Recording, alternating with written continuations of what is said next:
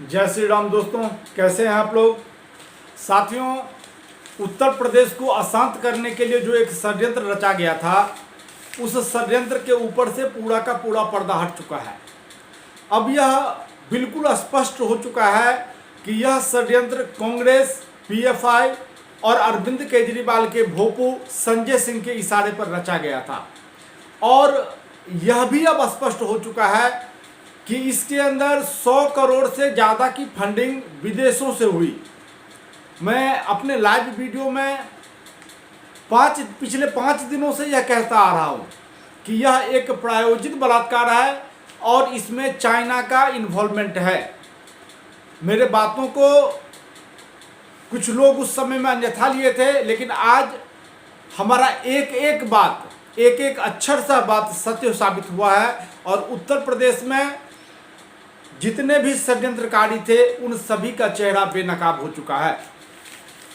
साथियों, यह तो पुलिस प्रशासन के द्वारा किया जा रहा है, लेकिन मैं कुछ ऐसे तथ्य आप लोगों के सामने में रखूंगा जिससे हिंदुस्तान का एक एक बच्चा इस निष्कर्ष पर पहुंच सकता है कि उत्तर प्रदेश में इन लोगों ने कितना घिनौना काम किया है। और कांग्रेस अपनी राजनीतिक साख बचाने के लिए इस तरह का काम किया है, ऐसा बिल्कुल नहीं है। राजनीतिक विश्लेषकों के द्वारा और बहुत सारे राजनीतिक पंडितों के द्वारा इस तरह का कयास लगाया जा रहा है कि कांग्रेस अपने राजनीतिक अस्तित्व को बचाने के लिए उत्तर प्रदेश में यह घिनौना षड्यंत्र रचा।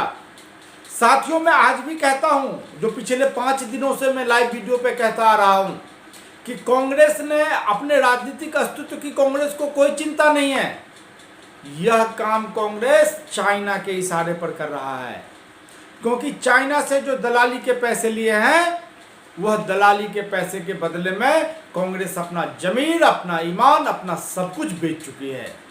और कांग्रेस यह चाह रही है कि भारत के अंदर अशांति का वातावरण उत्पन्न हो, भारत में अराजकता फैल जाए, जिससे नरेंद्र मोदी जी और शीर्ष नेतृत्व का ध्यान उस चाइना के बॉर्डर से हट करके भारत में लग जाए और इसके बाद चाइना अपने नापाक मंसूबों को पूरा करे।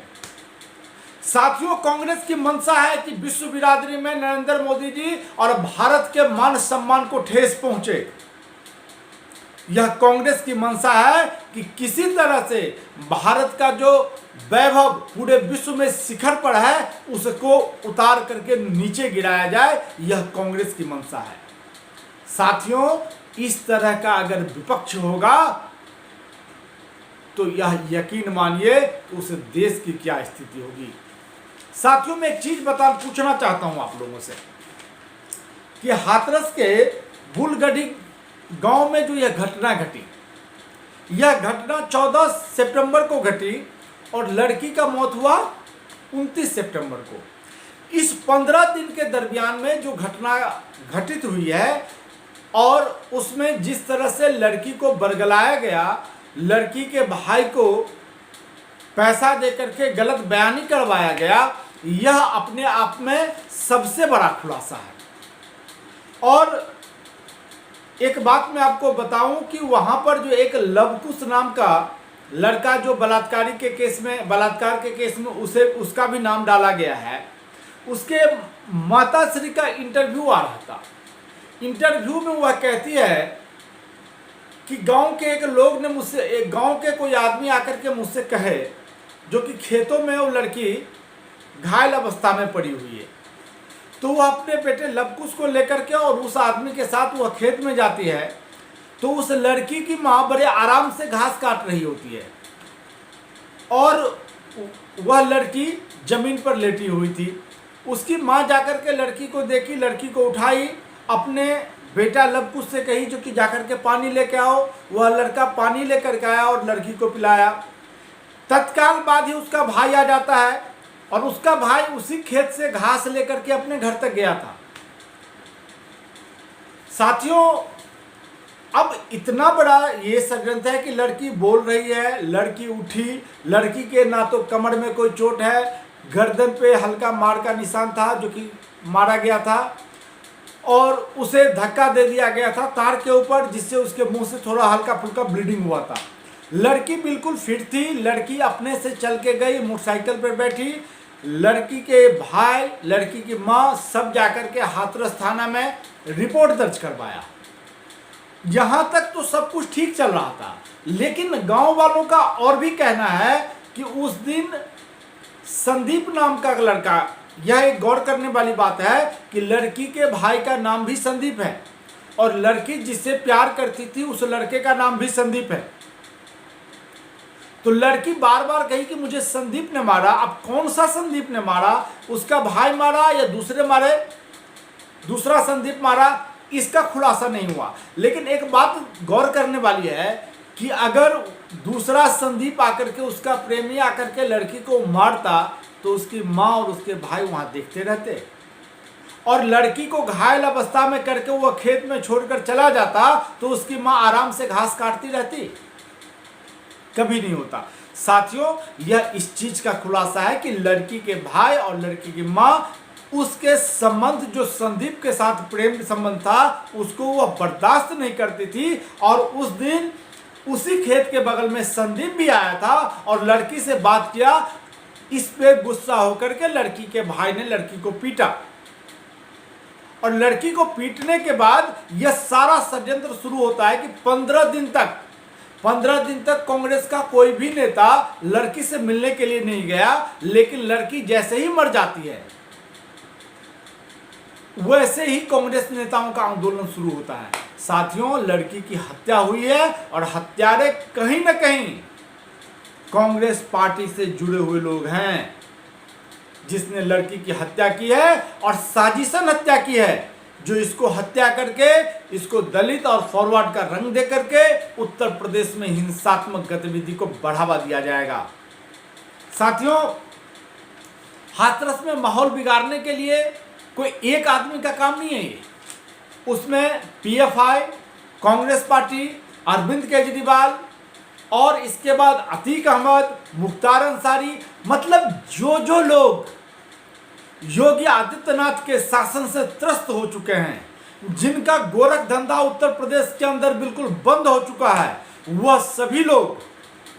सभी लोग उत्तर प्रदेश के अंदर दंगा भड़का करके उत्तर प्रदेश को अशांत करके योगी आदित्यनाथ जी को और पूरे देश को बदनाम करना चाहते थे। साथियों, इस तथ्य को हमें समझना पड़ेगा, और जब तक हम नहीं समझेंगे तब तक फिर इन लोगों के चेहरे को हम लोग नहीं देख सकते। साथियों, इसके साथ क्या किया गया, पीएफआई के हैंडलर ने रातों रात जस्टिस फॉर हाथरस नाम का एक वेबसाइट बनाया, और उस वेबसाइट में यह बताया गया कि किस तरह से दंगा करना है, किस तरह का पोशाक पहनना है, कैसे कपड़े पहन के जाने हैं, किस तरह का मास्क लगाना है, किस तरह के हेयर कटिंग को करना है, और अगर पुलिस आती है तो हमें कैसे भागना है, टीयर गैस छोड़ती है तो उस गैस से कैसे बचना है, सभी चीज उस वेबसाइट में दे दिया गया था। लेकिन संजोग ये रहा, जो जैसे ही उत्तर प्रदेश की पुलिस सतर्क हुई वैसे ही उस वेबसाइट को बंद कर दिया गया। साथियों, और इसके अंदर एकदम स्पष्ट हो गया कि विदेशी फंड का बिल्कुल समावेश हुआ है, और विदेशी फंड कहीं और नहीं, सिर्फ और सिर्फ चाइना से आ रहा है आज की तारीख में। क्योंकि पाकिस्तान तो खुद कंगाल है, वो तो खुद कटोरा लेकर के भीख मांग रहा है, तो वह किसे फंडिंग करेगा, तो चाइना से आ रहा है। और मकसद यह है कि चाइना से आए हुए फंड से देश के अंदर अराजकता फैलाए, और अराजकता फैला करके किसी तरह से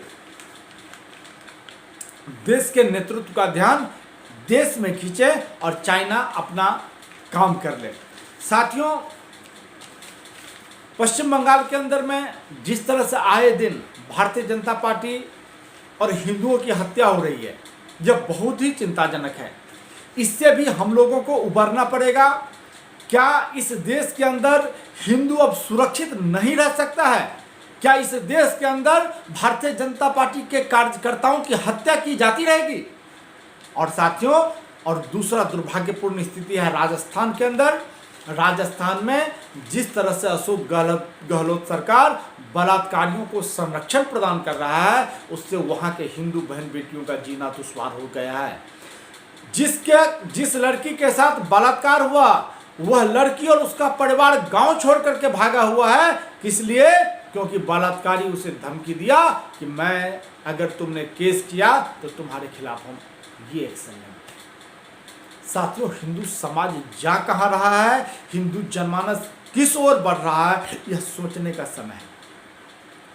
मैं आपसे एक चीज कहता हूं कि बार बार आकर के सिर्फ समस्याओं का ही बखान किया गया। इस समस्या से अभी भी निकला जा सकता है, इसका समाधान है, लेकिन जरूरत है जो हम लोगों को तत्परता के साथ इसके ऊपर अमल करने की। साथियों, हम सभी लोग भगवान राम को पूजते हैं, लेकिन हमारे अंदर, हमारे मन में जो राम बसे हुए हैं, उस राम को जगाने का कार्य कोई नहीं करते, क्योंकि हम सभी लोग डरते हैं। अगर हमारे मन के अंदर का राम जाग गया तो उनके आचरण को हमें आत्मसात करना पड़ेगा, और जब उनके आचरण को आत्मसात करना पड़ेगा तो फिर हमें धैर्यशील बनना पड़ेगा, फिर हमें प्रतापी बनना पड़ेगा, फिर हमें पराक्रमी बनना पड़ेगा, फिर हमें संवेदनशील बनना पड़ेगा, और फिर हमें अपने समाज का रक्षक बनना पड़ेगा, देश का रक्षक बनना पड़ेगा। साथियों, यह बनना बहुत मुश्किल है, लेकिन जब तक यह नहीं बनोगे, जब तक आपके मन के अंदर का राम नहीं जागेगा, तब तक इस जिहादी प्रवृत्ति के लोगों से हिंदुस्तान को छुटकारा नहीं मिलने वाला है।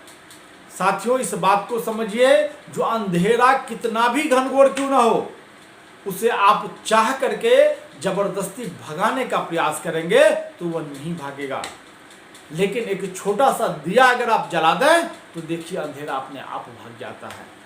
हमें अपने मन के अंदर के राम को जगाना है, और जैसे ही हमारे मन के अंदर का राम जाग जाएगा, तभी हम इस चीज को बर्दाश्त नहीं कर सकते कि हमारे समाज में किसी बहन बेटियों की तरफ कोई आंख उठा करके देख ले।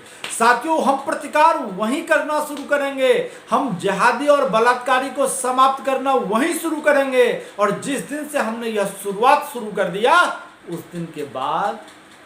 दिन के बाद किसी जिहादी में इतना हिम्मत नहीं होगा कि वह हिंदू के बहन बेटियों की तरफ आंख उठा करके देखे।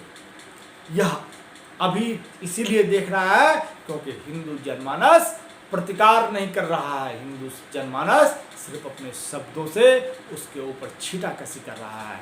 अपना 2 शब्द बोलकर फेसबुक पर 2 लाइन लिख करके हिंदू समाज अपने आप को इतिश्री मान रहा है कि चलो मेरा काम समाप्त हुआ, अब मेरा कोई काम नहीं है।